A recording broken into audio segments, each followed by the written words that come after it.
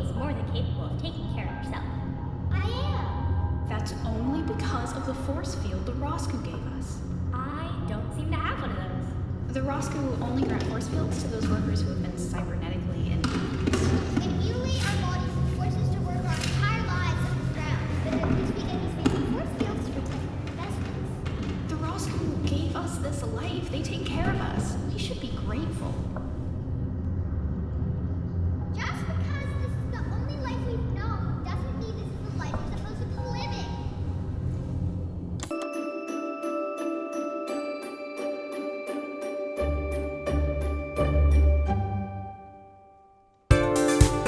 Live from the settlement of Samba K, it's Late Night with Angela Faye.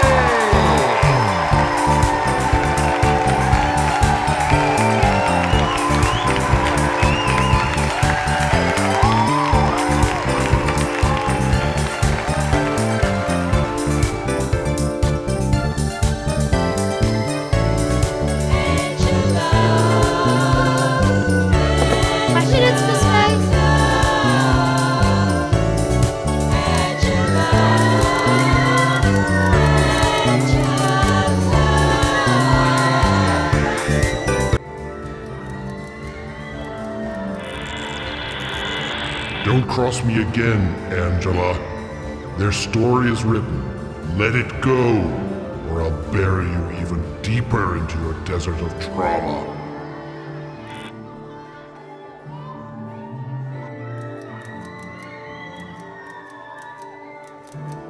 Now please welcome Angela Faye.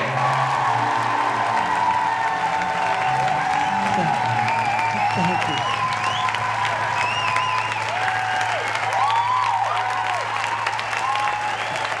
Thank you. Thank you. It's so wonderful to see all of you here and out there. And please welcome our announcer, Oliver.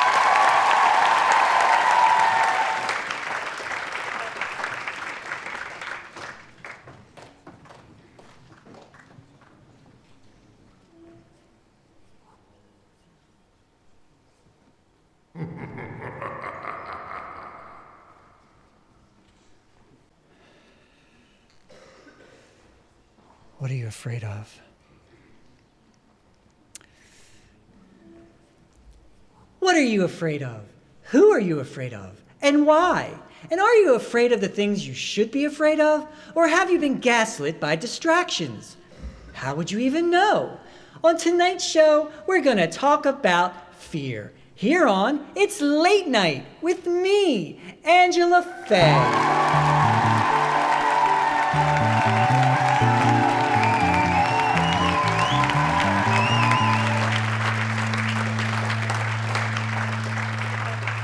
Fear. It's part of the fabric that makes us who we are. It can be a warning. It can trigger whether we flee or fight. It can paralyze. It can inhibit transformation. And it can be used to control. And to face those fears requires perspective, awareness, and an embrace of the idea that reality is ever changing, and that change will be necessary for a more just civilization to be born. But the civilization that you find yourselves in now violently wants to stay the same, and in some cases, harken back to a time that never existed, the good old days. Good for whom, exactly? Who benefits from taking all these steps backwards? It's white people. It's definitely white people. And just so we're absolutely clear, it's white men. It's white patriarchal supremacy. But what do we actually fear? We fear instability. We fear not having enough to eat. We fear for our family's safety. We fear violence. We fear the state. And we fear death. And they are all valid reasons to fear. And that fear can tear us apart, make us act in ways that we normally wouldn't. It makes us distrustful. It strips us of our empathy and creates conditions where we could harm or be harmed. And considering that rising above those fears will be necessary if we're to begin the process of reordering civilization from the bottom up, the path forward may seem like an impossible task. It is, and it will be, but it's the task that is before you. And what task is that? To create an alternate story to the one where the collapse of capitalism means scavenging for Twinkies while fighting off zombies, and instead telling a story where once we're freed from the cages that imprison us, we'll be able to live lives where society's purpose is the well-being of all and the preservation of the environment. And how can you tell this story? Through art, through boots-on-the-ground organizing and community building, by simply talking to people.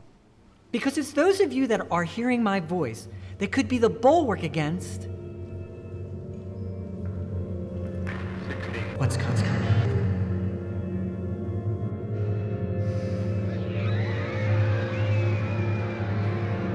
And in the end, we're all equal in our loss. Why couldn't I hold on?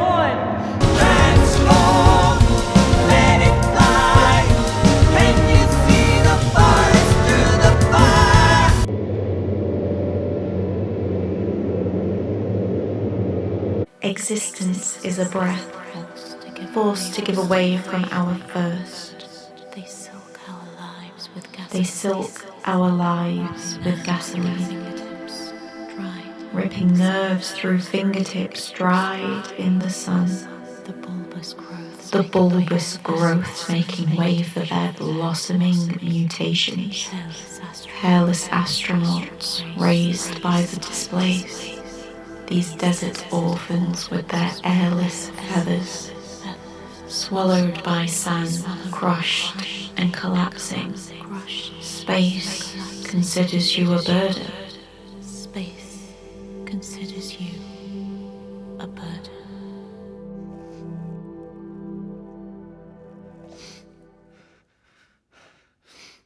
Oliver? Yes, Angela? Would you mind going to the shopping channel segment? Of course, but, What? she's not gonna like it. Tell her I don't care.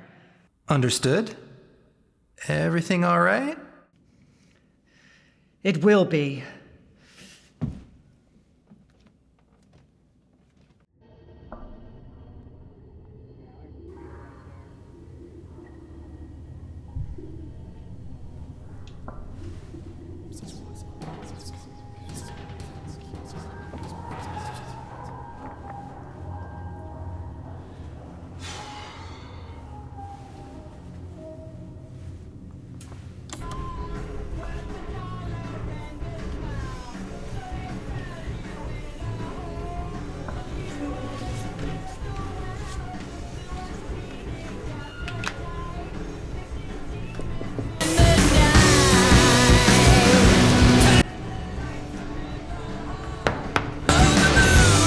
What? They're bumping you up, Miss Debdownerson. When? Ow! What is wrong with that woman? Fine. I guess the show must go on.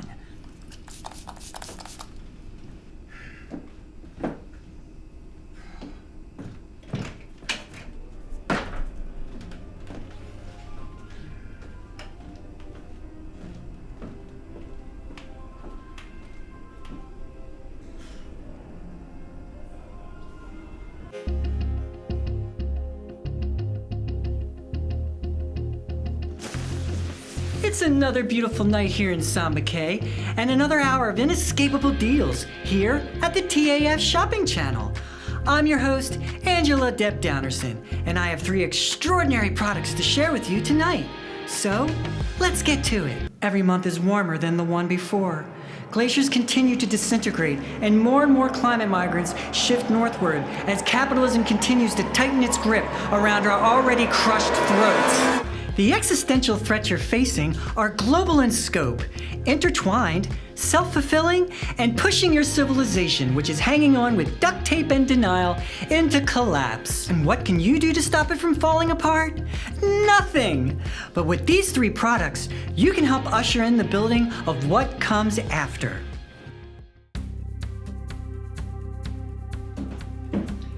And for our first product, the Complete Book of Humanity. Modern Homo sapiens have been on Earth for 160,000 years, and in that time, there's been an estimated 117 billion of us. Within these pages, you'll find the names, feelings, and lasting impressions of every single one of those human beings. The real kicker of this amazing product is it never ends. It will continue on until one day, hopefully, far, far from now, we'll reach the last page. Because even though you have no choice but to ride this tsunami of fate to its inevitable conclusion, it's not the end. The story of humanity is ongoing. Another cycle of civilization comes to an end, while the next builds itself out of the shadows. And our next product is Miss Squiddy's Brainworm Remover. Did you know that you got worms all up in your brains, slithering around every nook and cranny, dictating every thought, belief, and filling you with fear? And these worms feed on the propaganda of the media, corporations, and the state. The propaganda that you're alone, that there's no one who will care for you, that you have to spend your life working a job you hate for the enrichment of another, that you're all nasty, petty creatures that need to be caged by laws or society will descend into violent chaos. That's a little silly, isn't it? I mean, we couldn't have survived those 160,000 years being competitive and greedy as capitalists have brainwashed us to believe. Because to have endured the harsh and ever-changing environments of the world, it would have been a necessity to act collectively.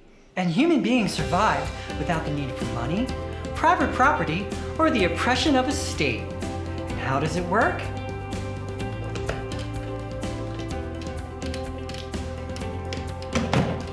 I'll let you figure it out. And for our last product, why, it's just a flashlight, you say. But this is no ordinary flashlight. This is the Ultra Goldman Cage Detector. To fight for your freedom, you must first see the cage that ensnares you. And what makes this flashlight ultra? Because with its new multi-cage setting, all the cages within cages become visible. Cultural cages, economic cages, racial cages, and the climate cage. Cages upon cages upon cages, created by the few to control the many. All for money and the power that comes with it. And all of these cages keep you from becoming the person you could have become. The true human experience is kept from you for the comfort of the few. You're all crushed, stunted, sent off to war, and forced to work bullshit jobs. Your entire existence diluted to be a vessel to simply siphon money from. With these three products, you will gain perspective, free your mind, and see the world as it truly is.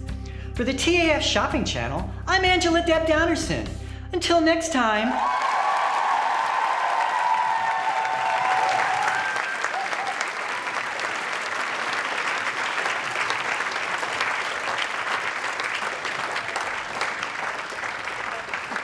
And welcome back to the show. And now it's time to play Forged in Fear. And please welcome from the YouTube channel, Kyle Cogran, BHH, Kyle. Thank you for having me, Angela. And our Fear Master for this campaign will be none other than Oliver. Welcome, players, to a new fear-drenched game of Forged in Fear. Are you ready to begin? I am. I am. Lashara, an elvish warlord, has conquered all the lands with his tool of choice. Fear. A powerful one, to be sure. But not just any fear. Lashara allies with a necromancer who siphons terror from the slaughtered. It seeps out from his citadel, drenching the lands, filling the sky with a never-ending storm, and leaving the people stricken with a paralyzing dread. And that dread in turn creates suspicion of anyone who is deemed not normal. Conspiracies abound and people's worst biases are seen as strengths. Your task? Locate the citadel, vanquish Lashara's tyranny, and put an end to the fear. Players, please introduce your characters. I am Farrell, a Feywild rabbit person and novice sorcerer who was born into poverty in the village of Dragonolia, who, as the waves of fear descended, began offering safe haven to creatures seeking refuge from across the lands, and because of this, was banished by their kin only to become lost within the elven forest of Ildrael. And I am Sundra, a trans-elven noble who was born into a life of privilege in the Forever Valley. But as Lashara's fear took hold, friends and family turned on Sundra, thinking her an evil omen, and she was cast out into the ancient trees of Idriel. Let us begin. Sundra, having been lost within Ildrial for weeks, freezes when she hears the telltale signs of a spell being whispered all around her. I sense that I'm not alone. I cast Reveal Yourself. A blast of light emanates from Sundra's scepter, revealing Variel hidden amongst the trees. Speak, creature, or endure my wrath. Please, your grace, have mercy. I am Variel. Lost I am. Lost have I been. Call me Sundra, and I too have been lost within these merciless trees for far too long. It's as if the forest grows before me, just as I'm about to discover a way through. I have thought the very same, Variel, as if something or someone wants us caged. Shall we join forces to discover a way through? I would be honored, your grace. It's just Sundra. Sorry. Sundra. Our heroes trek through the seemingly endless forest of Ildrial until they happen upon a treacherous-looking cave. A pair of eyes appear from within, flame-like and eternal, and then a voice from the deepest bowels of the earth erupts from its mouth. Who dares to look within the cave of lost souls? We are but weary travelers seeking a route out of Ildrial.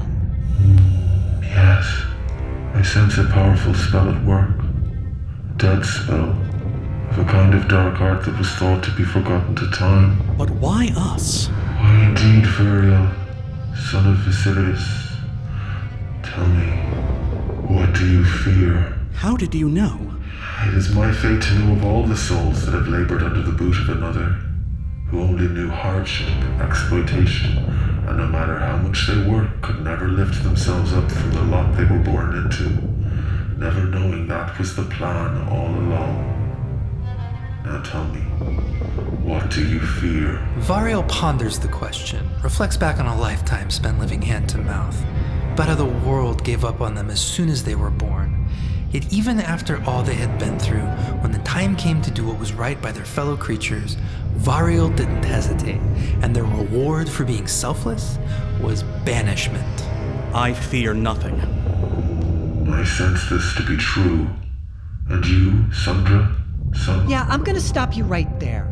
I am the daughter of an elf who couldn't see past his own cage, whose idea of me never matched reality. And when it came time to reckon with that, decided that if he couldn't see me the way that he wanted to, that he'd rather not see me at all. I fear nothing. I sense this to be true. And I'm sorry about your dad. Thank you. I mean, he sounds like a real piece of work. You don't know the half of it. Guys? Whomever is responsible for setting the sphere loose upon the lands is responsible for the spell that has trapped you. But why? Because it seems your lack of fear has made you a threat. So, can you help us? I sense that the two of you are the only hope against the fear. Enter the cave and I shall lead you out of Ildrial. Our heroes enter the cave, and at first, it's just a cave. Putrid slime drips from the walls, and a hot breath from the inky blackness fills the air around them. But nothing happens. Players? Do not fear the dark. We will face it together. I cast the forever glow of my scepter to light our way. Sundra's scepter ignites, but is instantly drowned out by the relentless void. I try to feel around the walls to sense a way through. The cave does not want to be known. Your surroundings are a mystery. Players? We shall go deeper into the cave.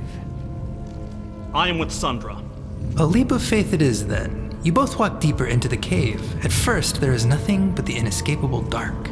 But then, the feel of cold tendrils swarm our heroes, and the whipping of air becomes a cyclone, and they're pulled through the labyrinth of tunnels until they find themselves back outside in what looks like an abandoned village. I want to investigate the village for any clues as to what may have happened. A strange singing is heard coming from the direction of the village well. I head towards the well. A book sits on the edge of the well, singing its melancholy tune. I open the book.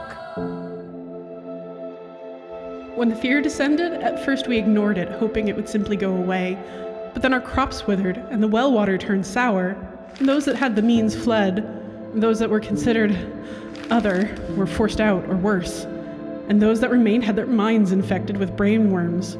Then he came one night through the endless storms, promising not only to return our way of life as it was before, but that he would make for us a paradise.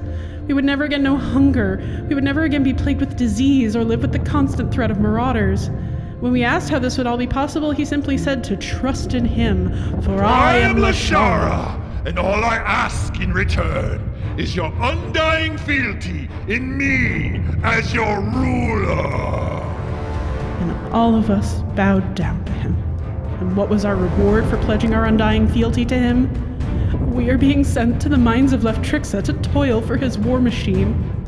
And if anyone reads these words, know that we are lost, but the rest of the lands should not be blighted by this cruel tyrant. At the end of the wastelands is a tree line. There you will find a portal, and through that portal you will find Lashara.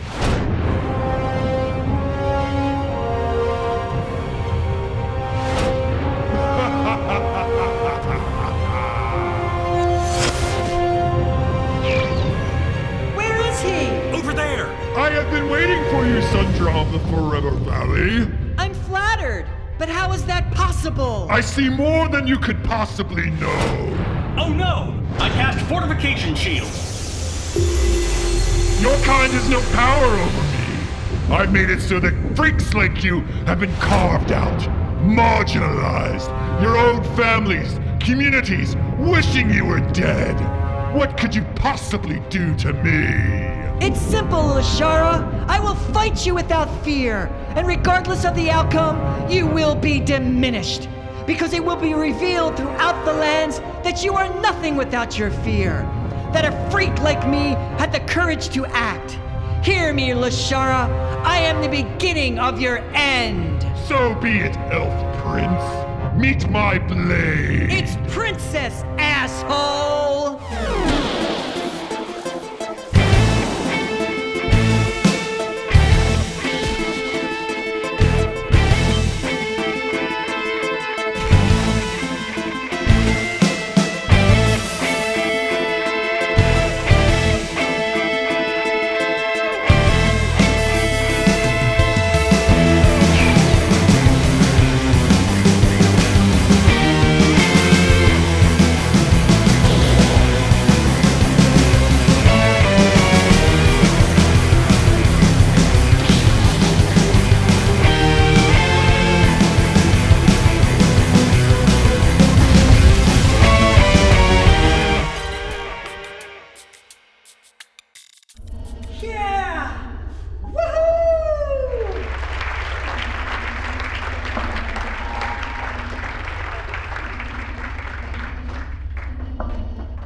Take a breath.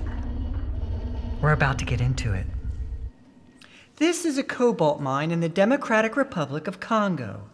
And those are children digging in the dirt to mine the cobalt that is in the batteries of almost every phone, laptop, and electric vehicle on the planet. The very same phones and laptops that you're watching me on. Now, you're not obligated to feel guilty over that. You aren't the ones exploiting those children, or the untold number of workers who manufacture those batteries and then assemble those electronics that after a few years end up in garbage dumps in the very same countries where that cobalt was mined and those phones and laptops were made. But you bought it because you were told that you need it, that you can't live without it, and you're obligated to buy a new one every couple years. And to be without one causes fear. Capitalism has crushed a part of the world's population to give comfort and convenience to another part. And it bears repeating that your comfort, for as little of it as there may be, was built off the backs of billions who never got a chance to experience that comfort, that convenience, that illusion of security that many of you take for granted. But it's that very exploitation, inequality, and scarcity that give the products you consume value. That's where capitalism's worth derives, off the backs of an exploited class that exists merely to serve you. Capitalism is a global threat. Its very foundation is based on the conquest and destruction of the natural world. But understand that the scaffolding propping it all up is you. And the you I'm speaking of is the working class. Because even though you live in the Western world with all its miraculous benefits, Most of you still live paycheck to paycheck. You still have the impossible weight of debt on your backs. You're still one medical emergency away from destitution. You still struggle. But it has always been in your power to effect real change, not through the illusions of the voting box or the staged pageantry of protest, but with your wallet, because money is the only thing capitalism understands. Everything else is a distraction. Everything. And to break the backs of those who control you with fear is to deny them the very thing that gives them their strength. Their precious fucking profits. I call for a nationwide general strike. No work, no rent or mortgage payments, no student loan or credit card payments. All of you, stop giving them money. Because as you may have witnessed at the start of the pandemic, capitalism is a paper tiger. It would only take a few months, if not sooner, before they submit. But you need to be ready with your list of demands. Allow me to offer a few suggestions to start. Cancel all credit card and student loan debt. Enact Medicare for all. A 75% wealth tax on an entity's net worth. $10 million cap on personal wealth. Make college tuition free. Cut the military budget by 50% and pour that money into education and to significantly bump up teacher pay. Slash the budget of law enforcement across the country and instead allocate that money for community enrichment, universal basic incomes, and for housing the unhoused. Abolish for-profit prisons. Codify family planning and pass a transgender rights bill. But to build a more equitable civilization, the brutal injustices that were the foundations of the old one need to be dealt with by issuing reparations in the forms of cash payments and land back for the descendants of enslaved and indigenous peoples. And finally, an end to the for-profit economy and to one where the goals are instead social and environmental well-being. And what about the climate crisis? Considering about 60 companies are responsible for almost 80% of greenhouse gas emissions, removing the for-profit incentive could be significant in preventing the worst-case scenarios. However, the damage over the past 50 years has been done, and there is a much different world waiting for you, regardless of what you decide to do today. Is any of this even remotely possible? Well, I don't know. But please understand that fear is not all you possess. You also have courage and strength and anger. And it's all right to be angry. As a matter of fact, considering the situation that you find yourselves in, I'd say it's a necessity. So be angry. Show your teeth. Scream if you have to, because they are not going to give you anything unless you fight for it. They will only continue to take and take and take. Though, I must admit, I am a little skeptical. Only because, well, I'm sitting on the other side of it. Excuse me, Angela? Yes, Oliver? That situation has been dealt with.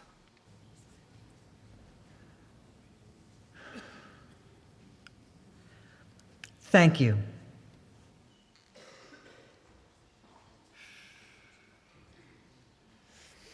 Okay, now I can tell you what really happened. No, Angela. But I took care of Johnny. We're free. Angela, darling, I don't want to be free.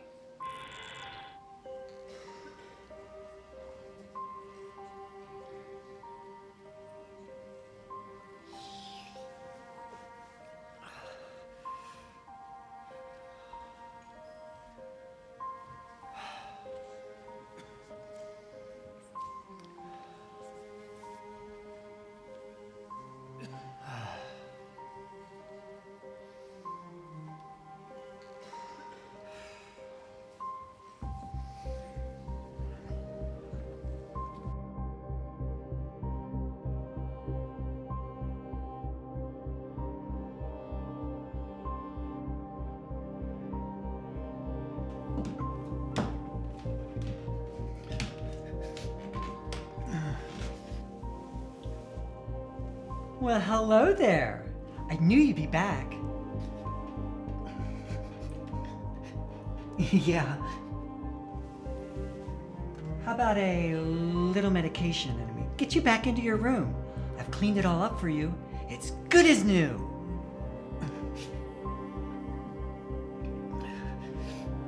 Okay.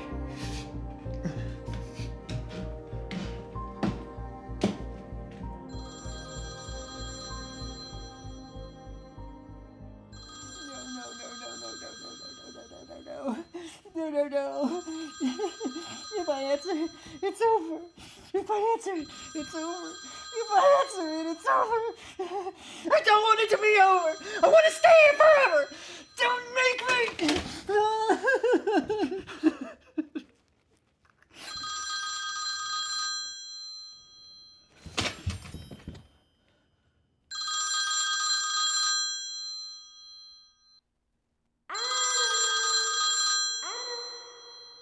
Where did they go?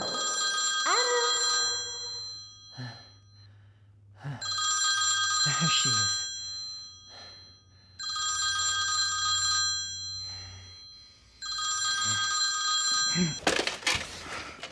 It's time. No, I'm not ready. You've had more than enough to live in it, to bask in oblivion, to mourn.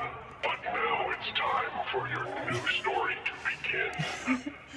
I didn't tell this one like I needed to. Of course you didn't. You had no idea what you were doing. Made it all up as you went along. No focus, no narrative momentum. What did you even want them to care about? Delilah. Delilah? What about Delilah? Can you even say it?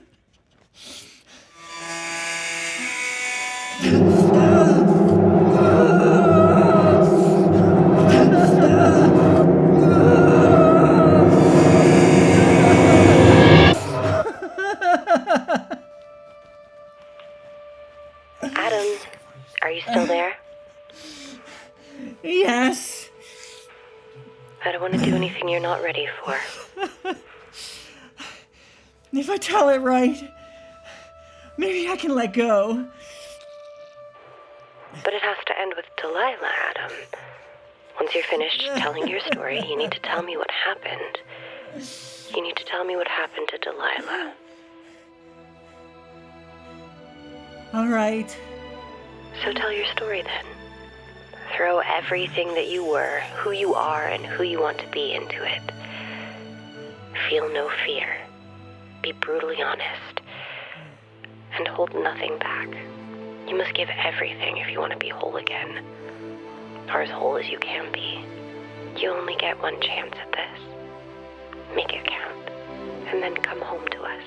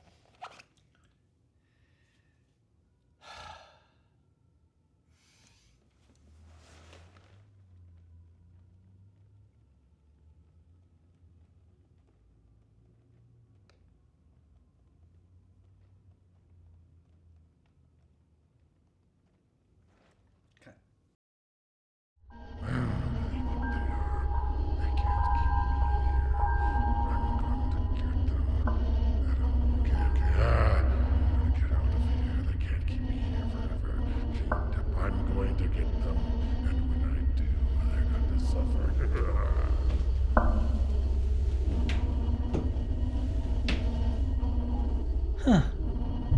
Now, how did you get in there? Think they can keep me caged, do they? We'll see about that, Atom. We'll see about that.